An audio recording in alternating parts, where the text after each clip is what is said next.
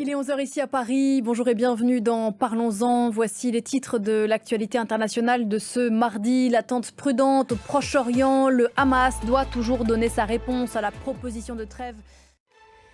Une proposition qui ne se refuse pas. C'est ainsi que la diplomatie américaine parle de l'offre de trêve amendée par Israël qui est à présent entre les mains du Hamas. Un Hamas qui tarde à y répondre à cette heure. Anthony Blinken vient de quitter l'Arabie Saoudite pour la Jordanie. Stéphane Séjourné, lui, le ministre français des Affaires étrangères, est arrivé à Tel Aviv. Près d'1 mois après le déclenchement de l'opération militaire dans la bande de Gaza, une menace plane sur les responsables politiques et militaires israéliens, y compris Benyamin Netanyahou, le Premier ministre, celle d'une éventuelle inculpation par la Cour pénale internationale. Alliés d'Israël ne reconnaissant pas la CPI, les États-Unis s'y opposent. Thibaut Francesquet pour le commentaire. Dans l'actualité africaine, ces pluies diluviennes dans l'est du continent, des pluies saisonnières qui se doublent cette année du phénomène climatique El Niño.